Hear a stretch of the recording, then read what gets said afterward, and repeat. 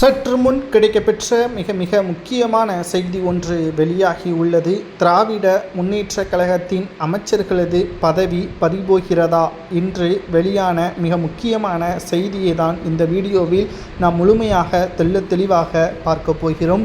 நெல்லையில் மத்திய உள்துறை அமைச்சர் அமித்ஷா அவர்கள் பாஜக பூத் கமிட்டி மாநாட்டிற்கு வருகை தந்துள்ளார். அப்பொழுது தமிழகத்தில் ஒருபோதும் உதயநிதி முதல்வராக பொறுப்பேற்க முடியாது, அதிமுக கூட்டணி தான் பொறுப்பேற்கும் என்பதை தொடர்ந்து தமிழகத்தில் முதல்வர் ஸ்டாலின் அவர்கள் மிகவும் அச்சப்படுகிறார். மக்களவையில் புதிய சட்டத்தை அமல்படுத்துவதற்கு மக்களவையில் திமுகவின் கூட்டணி எம்பிக்களும் அமளியில் ஈடுபட்டு வருவதாகவும், புதிய சட்டம் என்பது திமுகவிற்கோ அல்லது திமுகவின் கூட்டணிகளுக்கோ கிடையாது, ஒட்டுமொத்த இந்தியாவிற்கும், அது பாஜகவாக இருந்தாலும் சரி, திமுகவாக இருந்தாலும் சரி, அதிமுகவாக இருந்தாலும் சரி, ஒருவர் 30 நாட்கள் சிறையில் இருந்தால் 31வது நாள் அவரது பதவி பறிக்கப்படும். அது அமைச்சராக இருக்கலாம், எம்எல்ஏக்களாக இருக்கலாம், எம்பிக்களாக இருக்கலாம், மத்திய அமைச்சர்,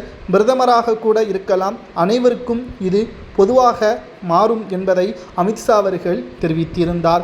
ஏன் திமுகவின் கூட்டணிகளும் இதற்கு அச்சப்படுகிறது என்றால், தமிழகத்தில்தான் பல்வேறு அமைச்சர்கள் மீது வழக்குகள் அதிக அளவில் இருக்கிறது.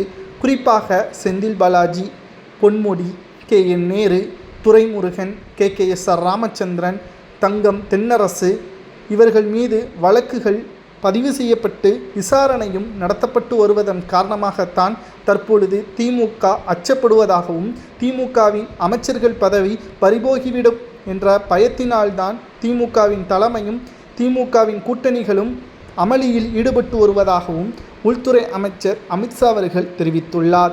ஆனால் நாங்கள் இந்த சட்டத்தை நிச்சயமாக மக்களவையில் நிறைவேற்றுவோம் என்பதையும் நெல்லையில் அமித்ஷா அவர்கள் பேசியுள்ளார். அதனைத் தொடர்ந்து தமிழகத்தில் அமைச்சர்கள் பதவி நிச்சயமாக 30 நாட்கள் சிறையில் இருந்தால் 31வது நாள் பதவி பறிபோவது உறுதிதான் என்பதையும் தெளிவாக அமித்ஷா அவர்கள் கூறியிருப்பது மீண்டும் திமுகவிற்கு அச்சத்தையும் பயத்தையும், திமுகவின் அமைச்சர்களது பதவி பறிபோகுமா என்ற ஒரு கவலையும் அமைச்சர்களிடமும் வந்துவிட்டது. ஏனென்றால் செந்தில் பாலாஜியை 15 மாதங்கள் சிறையில் இருந்து அவராக தானாக முன்வந்துதான் பதவியை ராஜினாமா செய்தார். சிறையிலிருந்து வந்த பிறகு கூட ஸ்டாலின் அவர்கள் அமைச்சர் பதவியை கொடுத்து அழகு பார்த்தார். அப்பொழுதும் வழக்குகள் அதிக அளவில் நீதிமன்றத்தில் விசாரணையின் பொழுது அமைச்சர் பதவி கொடுக்கக்கூடாது என்று நீதிமன்றம் தெரிவித்ததைத் தொடர்ந்து அவரது பதவி